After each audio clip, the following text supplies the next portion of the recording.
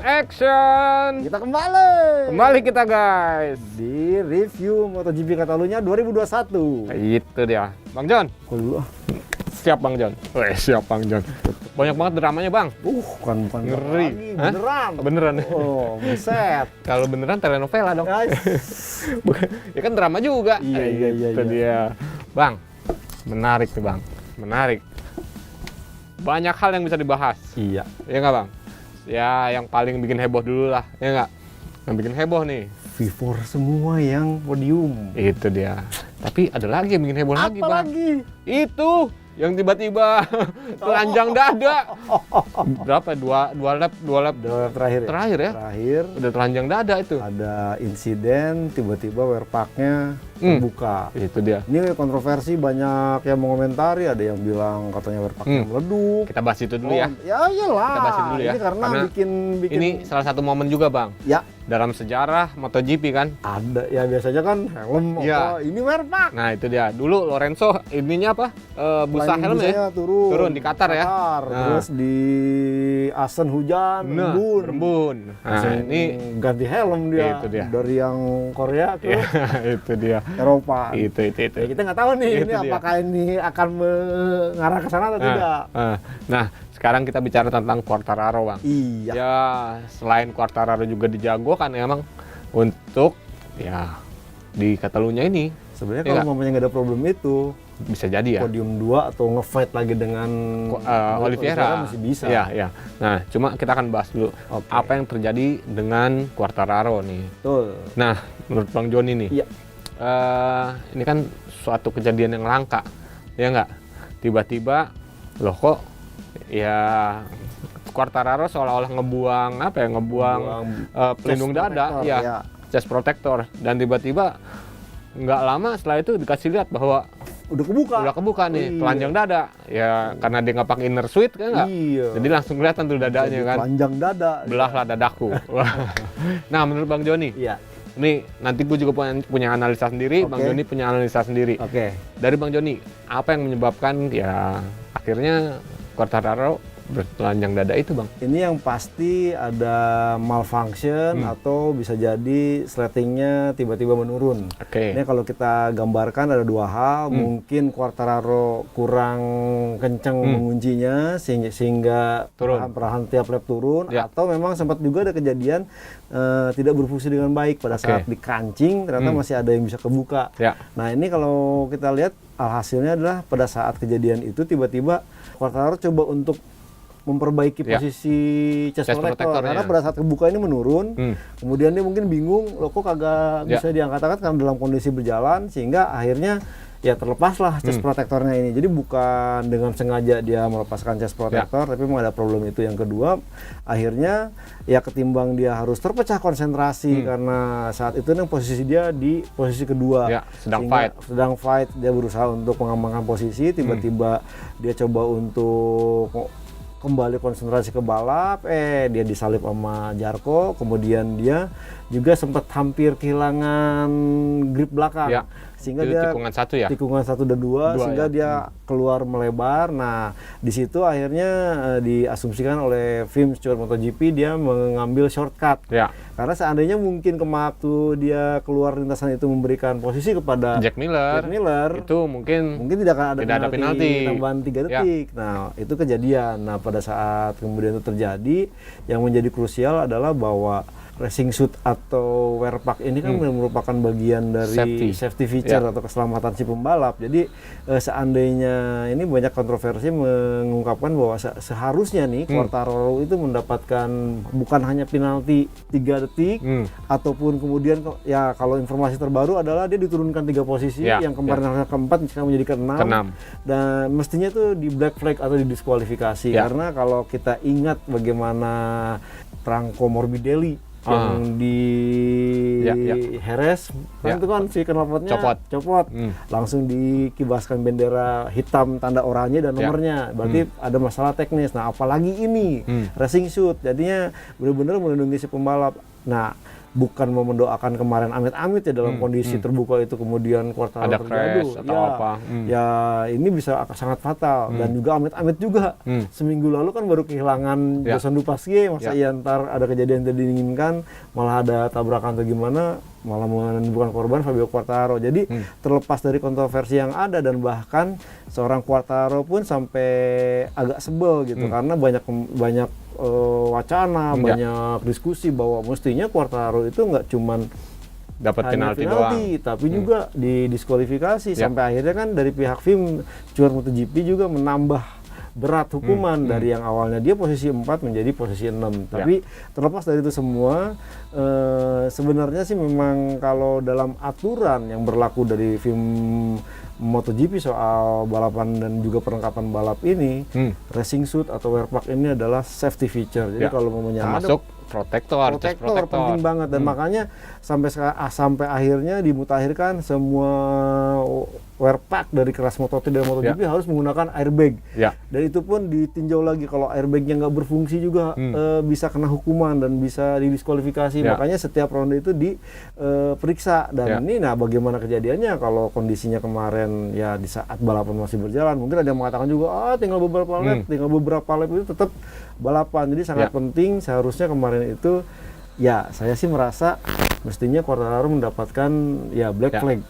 Itulah dia. Jadi gini Bang, ada beberapa faktor yang harus istilahnya digarisbawahi ya. Betul. Yang pertama yang paling terdekat dulu yang barusan Bang Joni ngomong harusnya black flag ya. Betul. Nah black flag itu padahal kan ya seperti kita tahu ini Bang masih ada 1 lap ataupun 2 lap berlangsung kan. Biasanya ya steward ataupun juri ya dia harus di ruang juri itu kan banyak banget kamera Bang. Ya nggak? Termasuk juga kamera onboardnya si pembalap. Ya nggak? Dan bahkan untuk penonton juga seperti kita nih Bang, ya nggak? Yang nggak hadir di situ pun dari TV udah bisa ngeliat bahwa ini bajunya Quartararo kebuka. Harusnya langsung ada black flag dong ya Bang. Tapi apa yang terjadi? Tetap jalan dan akhirnya mundur dan kena penalti 2 detik aja nih awalnya nih. Itu dia. Itu pun udah masuk finish kan, dikenai hukuman penalti 3 detik gitu. Nah, seharusnya ya yang menjadi yang menjadi concern banget lah. Itu harusnya black flag langsung keluar dong Bang. Betul. Itu Bang yang nggak terjadi Bang. Di MotoGP Catalunya. Ya kayak Bang Joni bilang waktu pas kemarin di MotoGP Mugello kan kita lihat. Ya tahu sendiri, galak banget tuh kan jurinya. Nah, sekarang ya mungkin beda juri kali ya. Itu yang mesti tanyain. Padahal ketua juri pasti sama kan, Freddy Spencer kan. Pasti sama. Nah, itu dia. Itu yang harus digarisbawahi Bang. Ya harusnya muncul tadi black flag. Ya nggak? Terus suka tidak suka ya diskualifikasi, Quartararo keluar. Ya itu ujung-ujungnya karena faktor safety. Betul. Ya kita kan tadi Bang Joni bilang amit-amit ya dalam pertarungan, dalam persaingan untuk ngerebut antara Oliveira ataupun Johan Zarco, tiba-tiba Quartararo mengalami insiden. Dengan resleting yang kebuka, ya kita nggak tahu apa yang terjadi. Tuh, itu yang pertama untuk garis bawahi. Terus yang kedua nih Bang, ini kalau menurut Bang Joni tadi kan resleting turun nih. Lepas kan? Malfunction.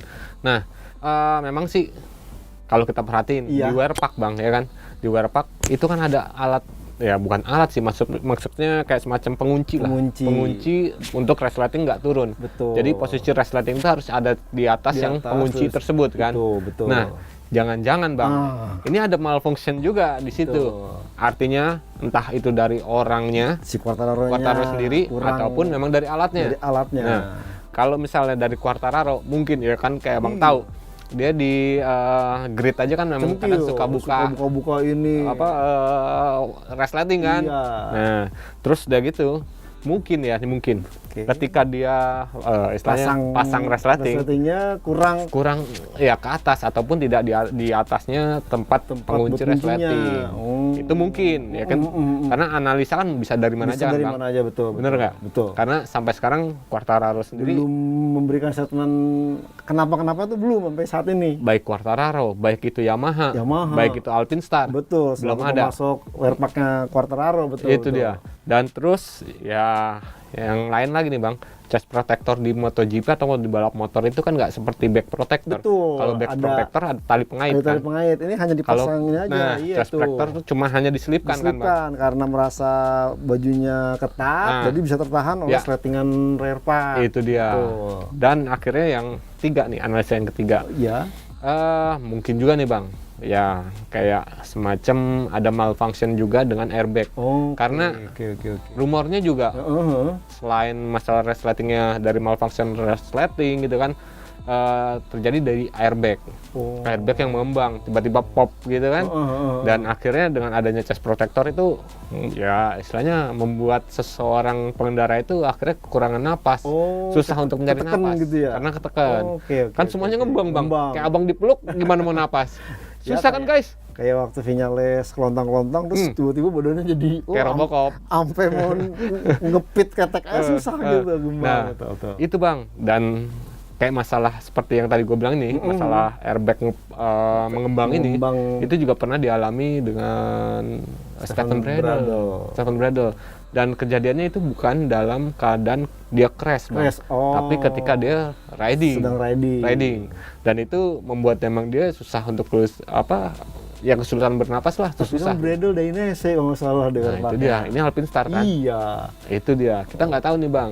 Dan kalau dari Bradl sendiri, ya dia memang bilang bahwa ketika pop-up ataupun airbag itu mengembang, semua tuh kayak ya konsentrasi hilang. Terus udah gitu pergerakan juga susah. Karena ya semua menjadi ketat, bahkan untuk sulit bernapas. Gitu. Nah, Quartararo dalam kondisi kayak begitu lagi fight kan Bang? Iya. Mau nggak mau tuh ya buang chest protector supaya dia bisa lebih bernapas. Bisa. Ya nggak? Betul. Siapa tahu. Ini namanya analisa. Karena ya tadi Alpinestar sendiri belum bisa mengeluarkan statement resmi. Kenapa penyebabnya kan biasanya kalau pemainnya crash terus sampai ada insiden berapa kilometer tuh mereka Senin tuh udah ngerilis ini loh data yang diterima Alpinestar pada saat si pembalap menggunakan lapak Alpinestar mengalami insiden. Itu dia. Nah kalau masalah resleting yang tadi abang bilang, dia nggak menempati posisi yang maksimal untuk posisi resleting di atas pengait. Ya bisa diketahuin Bang. Ketika kita riding di atas 200 km per jam, itu dalam kondisi ya istilahnya ngebrek pula kan? Ngebrek pula kan? Pasti. Nah, itu banyak tekanan, terus sudah gitu dorongan dari angin depan juga kan? Ya kalau gua aja ngebrek nih Bang, 200 ke atas gitu ya, ngebrek itu helm tuh kan pasti kedorong ke belakang, ya kan? Pasti kedorong ke belakang. Segimanapun ketatnya helm itu pasti ada entakan ke belakang sedikit gitu kan? Nah ini resleting, ya kan? Pasti posisi tangan udah kayak begini semua terus dihadapin lagi sama angin kencang dari depan ya mungkin lama-lama turun tuh berapa 20 lap bisa aja kan 24 lap nah itu maksudnya 20 lap bisa aja membuatnya turun kan itu ya itulah guys beberapa analisa yang terjadi dengan Quartararo yang sampai akhirnya gagal mengulang sukses back to back di musim lalu dan gagal menambah jarak dengan pembalap di belakangnya di klasemen. Akhirnya kan klasemen dia14 poin sama Johan Zarco. Ya Zarco kedua. Betul. Ya dia cuma ke-6. Waduh. Ya tapi sama-sama masih French ya French Connection. Koneksi Prancis. Itu kayak FC UK dong. Iya, ya merek itu dong. Apa aparel? FC UK, French Connection, ya United Kingdom. Gitu. Nah, Bang. Ya. Itu kita bicara tentang Quartararo kan. Seenggaknya itu mewakili ya review untuk Quartararo di Catalunya 2021. Kita akan bicara tentang Miguel Oliveira. Ini ngeri nih Bang. Ini ngeri nih guys. Ya nggak? Ternyata mesin yang bisa dibilang mesin super ya. Mesin super. Berfungsi bagus nih. Udah berfungsi nih. Iya. Tapi sebenarnya nggak cuma dari mesinnya. Karena kalau kita bicara mesin memang itu dari awal kan. Dari awal udah dipakai kan. Setuju. Nah sekarang ya di dua seri terakhir nih Mugello dan juga Catalunya. Iya. Ini dahsyat nih. Setuju. Kemarin waktu di Mugello gue udah berpikir bahwa ini sih tinggal nunggu kemenangannya aja nih gitu kan. Iya. Dan terjadi di Catalunya. Menurut Bang Joni apa nih faktor lain yang membuat itu dia KTM Ya, saya melihat bahwa kesiapan KTM dalam mempersiapkan motornya mereka tidak gerasa-gerusuh. Itu kenapa? Karena kalau kita melihat mereka fokus di soal setting ban. Ya. Bagaimana dia di hujan fokus ke setting soft, bagaimana di saat kering dengan kondisi track mungkin di suhu bermain di 40 derajat, dia bermain di kompon hard. Dan bahkan kalau kita melihat memang pembalap KTM ini yang sejak awal latihan Jumat sampai kemarin Sabtu, kemudian dia coba di kualifikasi ini memang menggunakan kompon ban keras. Dan itu sebabnya mereka pada saat tampil di race day ini hampir semua pembalap KTM menggunakan kompon hard.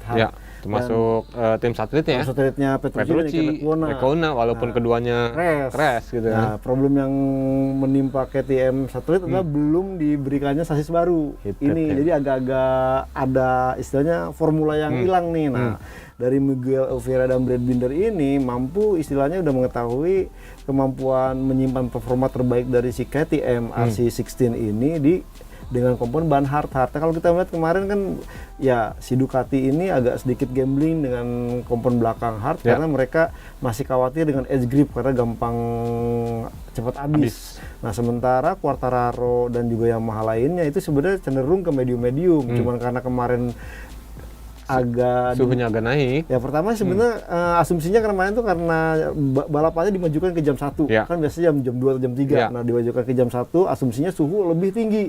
Nah, ternyata kemarin malah cenderung menurun, malah lebih dingin dari saat kualifikasi kemarin. Nah, ini tentu menjadi istilahnya tanda tanya karena pada saat kemarin juga pembalap Yamaha agak bingung sampai Maverick Vinales menggunakan soft yang notabene bakal ampuh tidak keluar seperti waktu kualifikasi. Kemudian Quartararo akhirnya milih hard. Dan saat menggunakan hard kemarin Quartararo belum sekalipun menyentuh waktu 1:39. Padahal waktu free practice 4 dia dengan gampangnya bisa 1:39. Nah, berbeda dengan si KTM dan Miguel Oliveira dan Brad Binder, dia fokus di hard dan kemudian juga mampu istilahnya ini kalau saya melihat kemarin itu dia bisa mendapatkan suhu optimum itu di sektor 4 dari mulai 10 tikungan terus flowing sampai ke tikungan pertama. Nah, di situ dia bisa menjaga tingkat suhu optimum sehingga ban hardnya praktis bisa bekerja dengan baik. Nah, lain dengan Quartararo yang kemarin itu kan saya pikir nih setelah Quartararo bisa ngambil Oliveira, dia akan ngabur, akan menjaga jarak. Ternyata nggak dapat, nggak bisa. Malah dibalas sama Oliveira. Jadi Oliveira tuh sempat kemarin ya memang dia menjaga tingkat keausan ban, di mana dia sudah merasa dan dia mencoba kemarin itu sebenarnya istilahnya apa ya main kucing dan tikus gitu. Nah, si Quartararo ini kemakan dengan permainan si Oliveira. Dia sikat, oh segini, dia langsung Oliveira tahu kemampuan Quartararo segini, coba saya balas. Ternyata dia malah bisa lebih bagus dan ternyata ban hard yang digunakan KTM ya benar-benar menjadi formula kemenangan. Dan sebenarnya ini kalau Brad Binder kemarin mungkin startnya juga lebih baik, tidak menutup kemungkinan dia untuk bisa main di baris depan. Di baris depan bersama Miguel Oliveira. Oke. Nah, Bang, yang menjadi menarik, Bang. Masih bicara tentang KTM nih, Bang. KTM. Ternyata guys. Ternyata guys. Sasis, ya sebenarnya sasis baru ini, itu udah pengen mau dipakai di MotoGP Perancis, Bang. Betul. Tapi karena kondisinya makanya saat itu ya nggak menentu, hujan ini terus ya mendung, makanya terus mereka fokus, kering, gitu fokus ke ban aja deh. Fokus ke ban. Dan akhirnya itu baru diterapkan di Mugello Italia dan efeknya terbukti. Iya. Makanya ya sasis itu akhirnya dipakai lagi di MotoGP Catalunya. Dan sayangnya kalau gue bilang nih, Bang, Petrucci, Iker Lecuona harusnya dikasih aja ya nggak, Bang? Jadi ya setidaknya ngacak-ngacak yang belakang 10 besar nih masih bisa masuk nih. 4 KTM main di 10 besar gitu. Nah, tapi selain itu, Bang, apa nih? Selain itu, ini gue salut lagi nih. Salut sama bukan teman gue sih, Bang, tapi gue kenal dia. Kalian juga pasti kenal nih, guys. Nah, Dani Pedrosa, DP 26. Dan ternyata, Bang, pengembangan sasis yang dilakukan itu ternyata ya dari feedbacknya Pedrosa loh, Bang. Dari Pedrosa. Karena kenapa? Ya seperti kita tahu, Mike Leitner Iya. Kan? Udah begini banget. Itu dia. Karena dulu kan ya tim manajernya Crew chief dari dua setengah. Iya, Pedrosa kan 2 kali, terus ke MotoGP, cuma 2017 pecah. Ya. Karena kan Leitner ditunjuk untuk jadi pegang KTM, project manager. Itu dia. Dan ya Michael Connors juga mengakui bahwa ini ada sumbangsinya lagi dari Pedrosa. Betul. Buktinya kemarin dia datang nonton. Ya karena dekat rumahnya juga. Iya sih. Iya sih. Tapi senyum-senyum. Iya. Senyum-senyum dengan penuh makna gitu kan. Betul. Dan ternyata Pedrosa juga waktu itu sempat ngetes sasis tersebut di sirkuit Catalunya ini juga guys. Makanya seenggaknya feedback semuanya itu ya balik lagi. Dari Miguel Oliveira, dari Brad Binder, semua dicerna sama Pedrosa. Pedrosa ini nih. Ini dia. Betul. Ya enggak? Keren lo Pedrosa. Juara loh. Iya. Honda nyesel. Itu dia. Ngelepas dia. Tapi ini makin seru nih Bang, antara Honda dengan KTM nih bakal makin seru, ya nggak? Betul, karena ya itu tadi Bang, karena selain dia ngambil ex Honda dan memang KTM menargetkan kan benchmarknya itu Honda. Bukan Ducati, bukan ya mah benchmarknya itu Honda untuk istilahnya duel tidak hanya di kejuaraan dunia, tapi juga di kejuaraan dunia lainnya, entah itu yang paling nyata-nyata motocross sama Paris Dakar itu persaingan ketat antara Honda dengan KTM. Iya. Duelnya wah seru itu sih. Sekarang aja di kelas yang bawahnya kan mereka punya Red Bull Rookies. Honda kan punya Asia Talent, Northern Thailand, terus British Talent Cup. Ini benar-benar ya akan menunjukkan nih bahwa pembibitan mana nih yang lebih bagus, apakah pembibitan ala Honda atau pembibitan ala KTM. Nah, itu dia. Apalagi ya KTM udah gercep nih. Semua pembalap muda udah udah rekrut nih, ya nggak? Udah dicacakin kalau kata orang Betawi sih. Itu dia, jangan sampai Honda kebagian sisanya doang, ya nggak Bang? Itulah, itu hebat-hebat KTM seperti itulah. Nah, ini menurut gue nih Bang, KTM kita udah kan ya? Udah bicarakan tentang KTM. Sudah, ya nggak? Betul. Salah satu kemenangan KTM tadi soal ban nih ya? Betul. Ya nggak? Soal ban.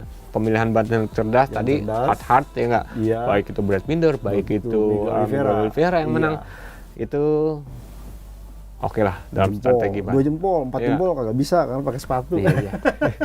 Jangan.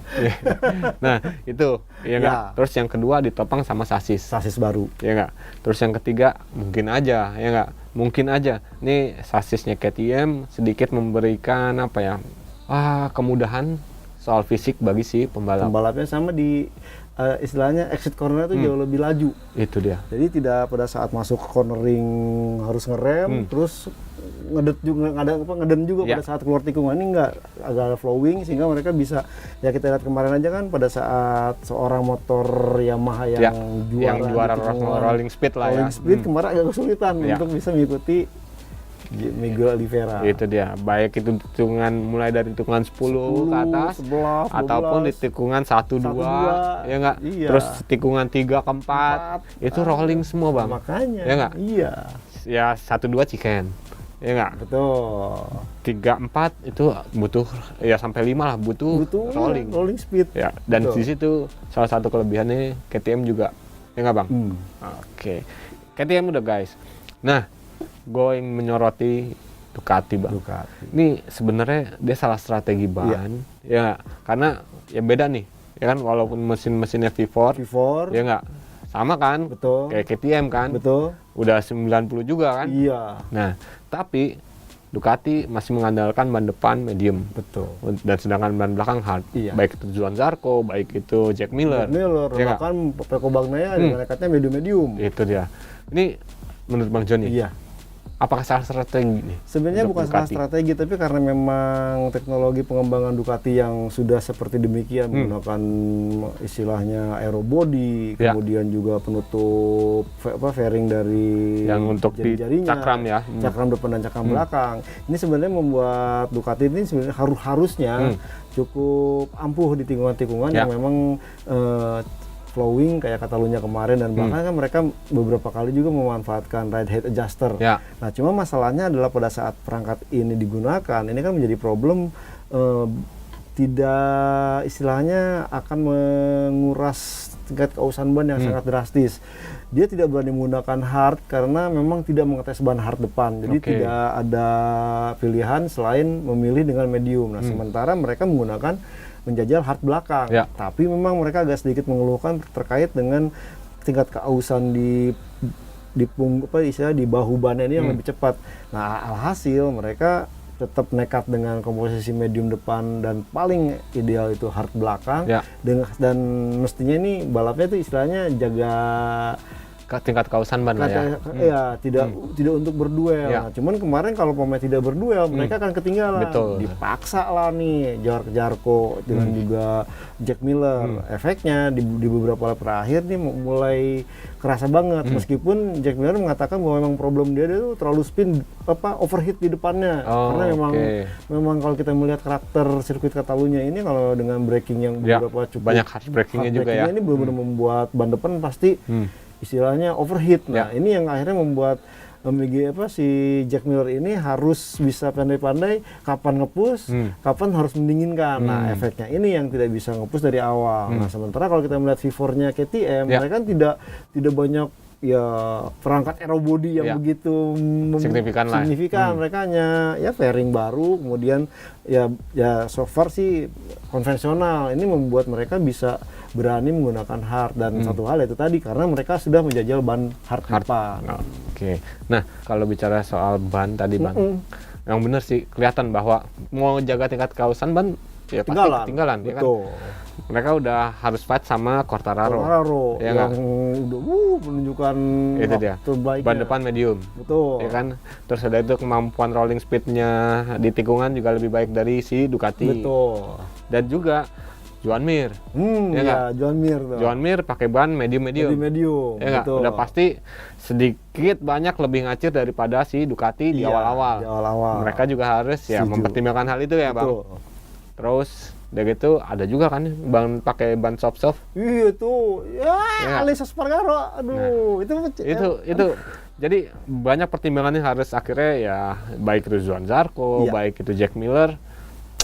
Gua harus ngapain nih gitu ya. Cuman kalau Alex Espargaro kemarin saya pikir terlalu berani. Karena soft ya, Bang. Medium soft. Medium dia soft. Abis bulan kemarin tuh memang belakang. Hilang depan, tapi efeknya gara-gara ban belakangnya tuh udah kehilangan grip. Nah, karena soft itu udah dijelaskan banget oleh pembalap Jack Miller. Dia sempat nyoba 4 lap udah kelar. Itu di sesi pagi hari loh yang suhunya lebih dingin. Betul. Dan itu juga Pierre Taramaso udah menjelaskan banget, Bang. Tidak mungkin kan pakai ban soft. Nggak mungkin pakai ban soft. Pilihannya adalah hard ataupun medium. Gitu kan. Betul. Nah, cuma ya itu tadi, Bang. Karena ya kita sebenarnya lihat ketika sebelum race ini ya tadinya udah terang ini tiba-tiba agak berawan, mendung. Ya nggak? Iya. Itu banyak spekulasi kan? Betul. Banyak yang ngeganti di grid juga dong. Betul. Bener nggak? Iya. Akhirnya ya itu yang membuat pembalap, gue harus pakai ban apa nih? Ban apa nih? Judi ban bermain lagi di situ, Bang. Ya nggak? Judi ban kan haram, enggak ya? Judi. Oke, Bang. Sekarang kita bicara tentang ya siapa lagi nih kalau bukan Suzuki. Suzuki. Cuma satu orang yang turun sih. Itu dia. Kemarin kita ya belum tahu. Udah ngarepin. Alex Rin dan juga Joan Mir ini padu padan nih. Ya. Ternyata Alex Rin ya harus absen. Saya absen. Tanda tangan gara-gara main sepeda. Latihan sepeda di trek. Aduh, bisa gitu ya, Bang. Aduh. Road bike ya, bukan sepeda gunung. Road bike karena di sirkuit kan. Oke, Bang, Suzuki. Apa yang membuat ya akhirnya Joan Mir ya harus puas nih. Ya tanpa podium. Ya kalau kita melihat sih sebenarnya ya dia sudah menjelaskan bahwa keluhannya dia tidak mungkin bisa mempertahankan titel juara dunia MotoGP musim ini kalau kondisinya tidak berbeda jauh dengan musim lalu, di mana Suzuki masih problem dengan time attack. Bagaimana Suzuki kesulitan untuk bisa tampil cepat di Q2 ya untuk memperbuat posisi terdepan. Ya, nah, ini udah padahal udah masuk Q2 ya Bang. Betul, ini ya betul. Tapi ujung-ujungnya mental lagi 10 besar. Dan karena kemarin kalau saya lihat memang Mir optimistis dengan medium-medium. Sayangnya suhunya ini yang akhirnya ya seperti banyak pembalap lain malah lebih dingin. Itu dia. Kalau mungkin lebih makin panas sesuai dengan saat FP4 ini mungkin Suzuki bisa lah duel untuk meraih podium. Nah, cuman memang yang harus diperhatikan oleh Suzuki saat ini adalah si Nichiro Sahara ini harus segera melakukan ubahan yang saya rasa penting di paruh musim kedua, entah mungkin menggunakan starting device baru karena Suzuki baru cuman satu-satunya tim di MotoGP musim ini yang menggunakan starting device hanya holster device depan aja. Belakang belum ya? Belakang belum. Kemudian juga mungkin pengembangan entah nanti ini di tes Catalunya hari ini mereka akan menggunakan perangkat baru, ini masih harus ditunggu karena Joan Mir udah ngasih kode keras nih bahwa seandainya kondisinya seperti ini, saya nggak mungkin mempertahankan juara dunia MotoGP yang dia peroleh tahun lalu. Karena sekarang udah berjalan 6 seri nih Bang ya? Iya. Iya nggak? 7 dengan Catalunya. 7 dengan Catalunya, waduh. 2 ronde ketemu, langsung ketemu paruh musim. Itu dia. Ini jeda jeda seminggu lah ya. Seminggu tanpa MotoGP. Iya. Baru pekan berikutnya mulai lagi. Iya. Nah Bang, ini kita bicara tentang tadi Suzuki kan? Iya. Sekarang kita akan bicara tentang Honda Bang. Honda lagi-lagi nih Bang, ya nggak? Marc Marquez 3 kali DNF loh. Dan crash. Iya. Ya nggak? Ya apa nih yang terjadi dengan Marc Marquez? Apalagi Pol Espargaro, ya kan? Dan juga pembalap-pembalap Honda lainnya. Dia sebenarnya kemarin strateginya sudah optimistis dan dia bahkan memilih medium-medium. Artinya memang dia coba untuk push dari awal dan itu dilakukan. Sayangnya dia melakukan kesalahan sendiri di tikungan 10 di mana dia terlalu melebar.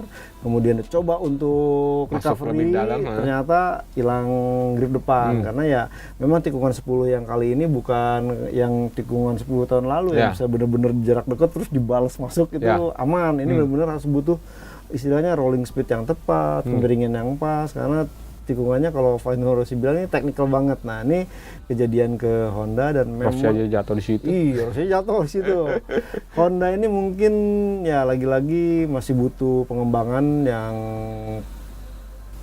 sosok mana yang harus dijuju nih, karena dengan kondisi Marc Marquez yang belum fit ini agak kesulitan, sementara Quartararo masih belum diberi kepercayaan untuk mengembangkan motor sendiri.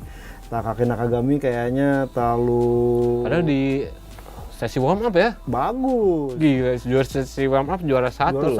Cuma juara 1 masih posisi pertama. Cuma problemnya kalau Takaki Nakagami memang dikasih 2021 ini masih agak up and down, tidak stabil. Dia cukup sepertinya nyaman dengan motor tahun 2020. Nah, Alex Marquez saya rasa dengan dia diturunkan statusnya menjadi pembalap tim pabrikan, tim satelit dari pabrikan ini menjadi problem karena waktu di tim pabrikan saya rasa masih bisa nih. Ya performanya bagus di belakang lah ya. Betul, pertahankan dulu ya. Sekarang mereka kemudian mengontrak Pol Espargaro masukin dulu ke tim satelit. Ya karena apa? Pol Espargaronya nggak mau Bang. Ya, tapi kan kita tahu Alex Marquez bisa dapat masukan langsung setting abangnya. Setidaknya begini nih, begini nih. Nah inilah yang mungkin perlu segera dibenahi oleh kubu Honda. Siapa nih yang menjadi orang utama untuk pengembangan motor? Oke. Tapi secara gue tarik sedikit kesimpulan nih Bang, bahwa dari si Pol Espargaro sendiri ini dia bicara tentang strategi ban. Karena ya itu tadi Bang, ini ketika dia pakai medium, ketika dia pakai hard gitu loh. Nah ini hasilnya nggak sama nih, seperti di sesi free practice gitu kan. Dan akhirnya di race ya justru dia sedikit bingung pilihan ban mana yang benar buat gue. Dan akhirnya ya itu lontang Bang. Itulah. Oke guys. Siap. Oke Bang. Kita akan berbicara tentang ya hal yang lain lagi, tapi nggak di sini Bang. Di mana? Ya di video yang berikutnya. Itu. Oke. Untuk yang sekarang ini yang review MotoGP Catalunya 2021. Boleh udahan dulu kita sudahi. Saya Kabudiansyah dari Otoris ID dan juga gridauto.com. Mohon pamit guys. Dan saya Jono Mulia dari motorplusonline.com. Turut pamit. See you guys. Sampai jumpa.